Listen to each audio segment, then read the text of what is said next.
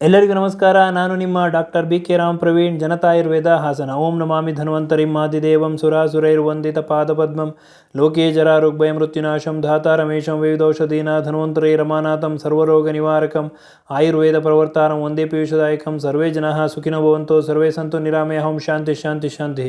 ವೀಕ್ಷಕರೇ, ಇವತ್ತಿನ ವಿಷಯ ತುಪ್ಪ. ತುಪ್ಪ ಅಂದ ತಕ್ಷಣವೇ ಎಷ್ಟೊಂದು ಜನರಲ್ಲಿ ಯಾವ ಮನೋಭಾವನೆ ಇದೆ ಅಂದರೆ, ತುಪ್ಪ ತಿಂದರೆ ನಾವು ದಪ್ಪ ಆಗ್ಬಿಡ್ತೀವಿ, ವೆಯ್ಟ್ ಗೇನ್ ಆಗ್ತೀವಿ, ಒಬೆಸಿಟಿ ಆಗ್ತಿದೆ, ಕೆಟ್ಟ ಕೊಲೆಸ್ಟ್ರಾಲ್ ಶೇಖರಣೆ ಆಗುತ್ತೆ ಅಂತ ತಪ್ಪು ಕಲ್ಪನೆ ಇದೆ. ಇನ್ನೊಂದಿಷ್ಟು ಜನಗಳಲ್ಲಿ ಯಾವ ರೀತಿ ಇದೆ ಅಂದರೆ, ನಾವು ತುಪ್ಪ ತಿನ್ನಬೇಕೋ ಬೇಡವೋ, ಒಳ್ಳೆಯದಾಗುತ್ತೋ ಕೆಟ್ಟದಾಗುತ್ತೋ, ಈ ಒಂದು ಗೊಂದಲದಲ್ಲಿದ್ದಾರೆ. ಇವತ್ತಿನ ಈ ಒಂದು ಸಂಚಿಕೆ ಮಾಡ್ತಿರೋ ಉದ್ದೇಶ, ತುಪ್ಪದ ಬಗ್ಗೆ ಸಂಪೂರ್ಣ ಒಂದು ಮಾಹಿತಿಯನ್ನು ಕೊಡ್ತೀನಿ. ಇದು ನಮ್ಮ ಆರೋಗ್ಯವನ್ನು ಕಾಪಾಡಲು ಎಷ್ಟು ಸಹಕಾರಿಯಾಗಿದೆ ಅನ್ನೋದನ್ನು ತಮಗೆ ತಿಳಿಸ್ಕೊಡ್ತೀನಿ. ತುಪ್ಪವನ್ನು ಆಯುರ್ವೇದದಲ್ಲಿ ಘೃತ ಅಂತ ಕರೀತಾರೆ. ಇದೊಂದು ಮೇದ್ಯ ರಸಾಯನ. ನಮ್ಮ ಬುದ್ಧಿಶಕ್ತಿಯನ್ನು ಹೆಚ್ಚಿಸಲು ಇದು ತುಂಬಾ ಸಹಕಾರಿಯಾಗಿದೆ. ಈ ತುಪ್ಪದಲ್ಲಿ ಫ್ಯಾಟ್ ಸಾಲ್ಯುಬಲ್ ವೈಟಮಿನ್ಗಳಾದ vitamin A, vitamin D, vitamin E ಹಾಗೂ ವೈಟಮಿನ್ ಕೆ ಹೇರಳವಾಗಿದೆ. ಇದು ನಮ್ಮ ಹೃದಯದ ಒಂದು ಆರೋಗ್ಯವನ್ನು ಕಾಪಾಡ್ತದೆ, ಚರ್ಮದ ಆರೋಗ್ಯವನ್ನು ಕಾಪಾಡ್ತದೆ, ಮೆದುಳಿನ ಆರೋಗ್ಯವನ್ನು ಕಾಪಾಡ್ತದೆ, ಡೈಜೆಷನ್ಗೆ ತುಂಬಾ ಸಹಕಾರಿಯಾಗಿದೆ, ಕೂದಲಿನ ಆರೋಗ್ಯವನ್ನು ಕಾಪಾಡ್ತದೆ, ಜಾಯಿಂಟ್ಸ್ಗಳ ಒಂದು ಆರೋಗ್ಯವನ್ನು ಕಾಪಾಡ್ತದೆ. ಆದ್ದರಿಂದ ನೀವು ನೋಡಿರ್ಬೋದು, ಕೇಳಿರ್ಬೋದು, ನಿಮ್ಮ ಪೂರ್ವಜರು ಹಿಂದಿನ ಕಾಲದಲ್ಲಿ ಪ್ರತಿನಿತ್ಯ ತುಪ್ಪವನ್ನು ಉಪಯೋಗಿಸೋರು. ಊಟಕ್ಕೆ ಅವರು ತುಪ್ಪ ಇಲ್ಲದೆ ಊಟ ಮಾಡ್ತಾ ಇರಲಿಲ್ಲ.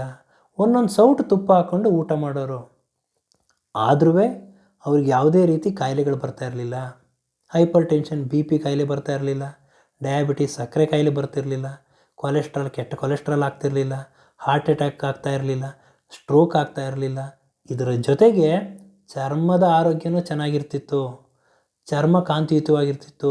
ಯಾವುದೇ ಒಂದು ಅವತ್ತಿನ ಕಾಲದಲ್ಲಿ ಫೇರ್ನೆಸ್ ಕ್ರೀಮ್ ಇರ್ಬೋದು, ಬಾಡಿ ಲೋಷನ್ ಇರ್ಬೋದು, ಅಥವಾ ಯಾವುದೇ ಒಂದು ಮಾಯಿಶ್ಚರೈಸರ್ ಏನೂ ಇರ್ತಿರಲಿಲ್ಲ. ಸ್ವಾಭಾವಿಕವಾಗಿ ಅವರು ಸೌಂದರ್ಯಯುತವಾಗಿರ್ತಿದ್ರು, ಚರ್ಮ ಕಾಂತಿಯುತವಾಗಿರ್ತಿತ್ತು. ಇದಕ್ಕೆಲ್ಲ ಕಾರಣ ಏನು ಅಂದರೆ ತುಪ್ಪ.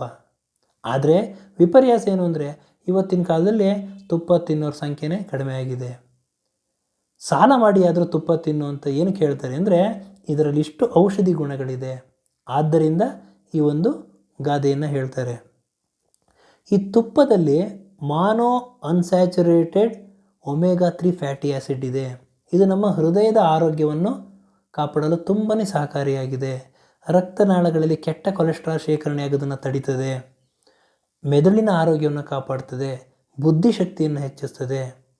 ತುಪ್ಪನ ಯಾವ ರೀತಿ ಸೇವನೆ ಮಾಡಬೇಕು ಅಂತಂದರೆ, ಪ್ರತಿನಿತ್ಯ 1 ಚಮಚ ತುಪ್ಪವನ್ನು ನೀವು ಸೇವನೆ ಮಾಡೋದ್ರಿಂದ ಡೈಜೆಷನಿಗೆ ಸಹಕಾರಿಯಾಗುತ್ತೆ, ಚರ್ಮದ ಆರೋಗ್ಯ ಹೆಚ್ಚಿಸ್ತದೆ, ಕಾಂತಿಯುತವಾಗ್ತದೆ, ತಲೆ ಕೂದಲು ಕಪ್ಪಾಗಿರ್ತದೆ, ಹೃದಯದ ಆರೋಗ್ಯ, ಮೆದುಳಿನ ಆರೋಗ್ಯ, ಎಲ್ಲ ಒಂದು ಸಿಸ್ಟಮ್ಗಳ ಒಂದು ಆರೋಗ್ಯ ಚೆನ್ನಾಗಿರ್ತದೆ. ಇನ್ನು ಚರ್ಮದ ವಿಷಯಕ್ಕೆ ಬಂತು ಅಂತಂದರೆ, ಚರ್ಮ ಒಂದು ಕಾಂತಿಯನ್ನು ಕೊಡ್ತದೆ. ಕಣ್ಣು ಕೆಳಗಡೆ ಡಾರ್ಕ್ ಸರ್ಕಲ್ ಆಗಿದ್ದಾಗ, ಕಪ್ಪು ಕಲೆಗಳಾಗಿದ್ದಾಗ, ಬಂಗುಗಳಾಗಿದ್ದಾಗ ಪ್ರತಿ ರಾತ್ರಿ 2 ರಿಂದ 3 ಹನಿ ತುಪ್ಪವನ್ನು ಸವರಿ ನೀವು ಮಲ್ಕೊಳ್ಳೋದ್ರಿಂದ ಈ ಒಂದು ಸಮಸ್ಯೆಗಳು ನಿವಾರಣೆ ಆಗ್ತದೆ. ಇನ್ನು ತುಟಿ ಬಿರುಕು ಬಿಟ್ಟಿದ್ದ ಸಂದರ್ಭದಲ್ಲಿ, ಒಡಕಾಗಿದ್ದ ಸಂದರ್ಭದಲ್ಲಿ, ಒಣಗಿದ್ದ ಸಂದರ್ಭದಲ್ಲಿ ಪ್ರತಿ ರಾತ್ರಿ ತುಪ್ಪವನ್ನು ತುಟಿಗೆ ಸವರಿ ಮಲ್ಕೊಳ್ಳೋದ್ರಿಂದ ಈ ಸಮಸ್ಯೆಗಳು ನಿವಾರಣೆ ಆಗ್ತದೆ.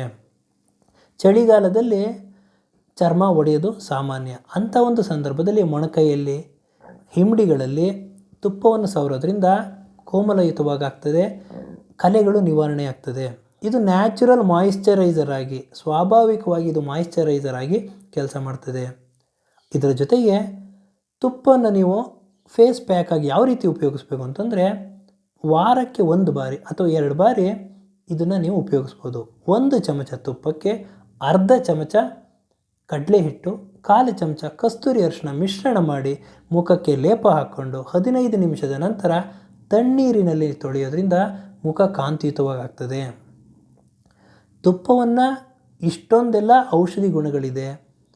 ಈ ತುಪ್ಪವನ್ನು ಸೇವನೆ ಮಾಡೋದ್ರಿಂದ ವೆಯ್ಟ್ ಮ್ಯಾನೇಜ್ಮೆಂಟ್ ಸಹಕಾರಿಯಾಗಿದೆ, ಇಮ್ಯುನಿಟಿ ಬೂಸ್ಟರಾಗಿ ಕೆಲಸ ಮಾಡ್ತದೆ.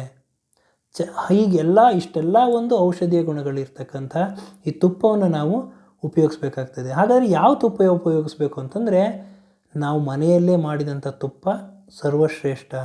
ಇಲ್ಲ ಸಾವಯವ ದೇಸಿ ಹಸುವಿನ ತುಪ್ಪನೇ ತುಂಬ ಒಳ್ಳೆಯದು. ಮಾರ್ಕೆಟಲ್ಲಿ ಹಲವಾರು ರೀತಿಯ ತುಪ್ಪಗಳು ಸಿಗ್ತದೆ. ಅದರಲ್ಲಿ ಅಡಲ್ಟ್ರೇಷನ್ ಇರಬಹುದು. ಆದ್ದರಿಂದ ಆದಷ್ಟು ಮನೆಯಲ್ಲಿ ತಯಾರಿಸಿದ ತುಪ್ಪವನ್ನು ಉಪಯೋಗಿಸಿ, ಆಂತರಿಕವಾಗಿ ಉಪಯೋಗಿಸಿ, ಬಾಹ್ಯವಾಗಿ ಉಪಯೋಗಿಸಿ.